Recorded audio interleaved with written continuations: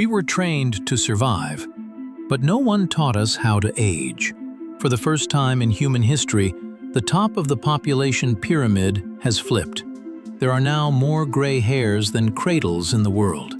And the question almost no one dares to ask is simple and profound. What are we going to do with the extra years we have gained? From the United States to the United Kingdom, and across other English-speaking countries, we share a common challenge. The UK and much of Europe are already living the realities of a long-lived society. The United States, meanwhile, is aging rapidly within systems that are still struggling to fully value experience and long-term care. This is not only a health issue, it is a crisis of recognition, social organization, and respect for our collective history. Here is an uncomfortable truth that few are willing to face. Many societies are aging faster than their systems are prepared to support. While European countries had several decades, sometimes nearly a century, to adapt to longer life expectancy, countries like the United States are undergoing this transformation in a much shorter time frame. To put this into perspective, France took more than 100 years to double its older population. Similar demographic shifts are now unfolding elsewhere in just a few decades. The United Kingdom offers a clear example of what this looks like in practice. Today, nearly 1 in 5 people in the UK is over the age of 65, and this proportion continues to rise. There, aging is not a future concern, it is a daily reality. Pension sustainability, caregiver shortages, loneliness, and mental health have become central public issues. The lesson is clear. Living longer is an extraordinary achievement, but without social, economic, and human preparation, longevity can quickly turn into vulnerability. The United States is moving in the same direction, at a significant pace. More than 17% of the US population is already aged 65 or older, and this number continues to grow as the baby boomer generation ages.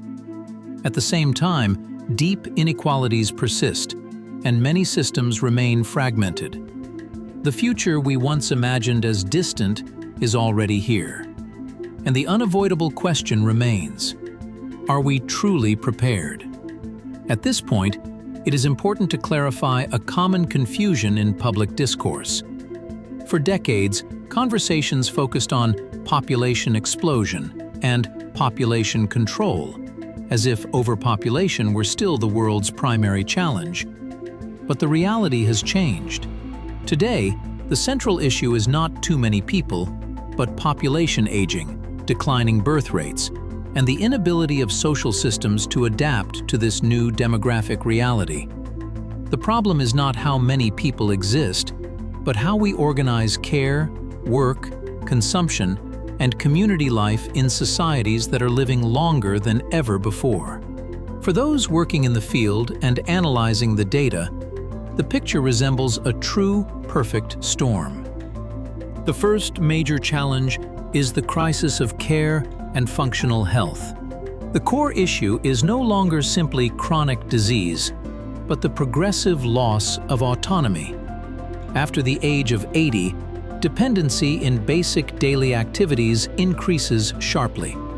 Yet many health systems remain trapped in reactive, disease-centered models, struggling to shift toward preventive approaches and long-term care management. The second challenge is the epidemic of loneliness. Today, social isolation is recognized as a major public health issue. Across the English-speaking world, millions of older adults live alone or feel deeply disconnected. Scientific evidence is unequivocal. Persistent loneliness increases the risk of dementia, depression, and cardiovascular disease more severely than many traditional physical risk factors. We now know that chronic loneliness has a mortality impact comparable to smoking around 15 cigarettes a day. The third major challenge is ageism, the social discarding of older adults, combined with financial insecurity.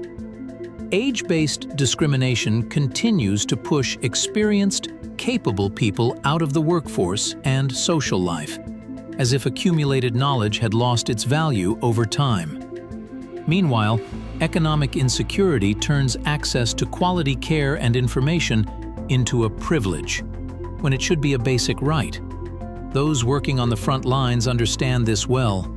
The greatest enemy is not disease itself, but functional fragility. Too often, we treat symptoms while older adults lose something fundamental: the ability to move independently, to make decisions for themselves, to perform the simplest daily actions. We must stop treating aging as a pathology and begin to understand it as a stage of adapted high performance, where autonomy and functionality are central goals. This video goes beyond presenting statistics. Its purpose is to shift perspective and restore agency to older adults. If you are an older adult, hear this clearly. Your life story is not a burden. It is an asset. Healthy aging does not mean the absence of diagnoses. It means the presence of purpose, human connection, and attainable autonomy. Research shows that having a strong sense of purpose later in life can significantly reduce the risk of cognitive decline and even extend life expectancy. And if you are a family member or a professional, remember this: caring is not doing everything for someone. Caring is ensuring that the other person retains their voice, their choices, and their dignity. No one ages well alone. Healthy aging requires support networks, knowledge, genuine listening, and humanity. With this vision, Virtue Summit has brought together science and empathy to transform aging into a stage of possibility. We have created a real support ecosystem for those who want to understand and face the challenges of health, rights, and mental well-being later in life. Do not postpone the care and knowledge you can access today. Visit vsglobal.org and explore our free resources, practical guides, and evidence-based content for older adults, families, and professionals. Aging is inevitable. Choosing dignity, knowledge, and meaning is a decision, and that decision begins now.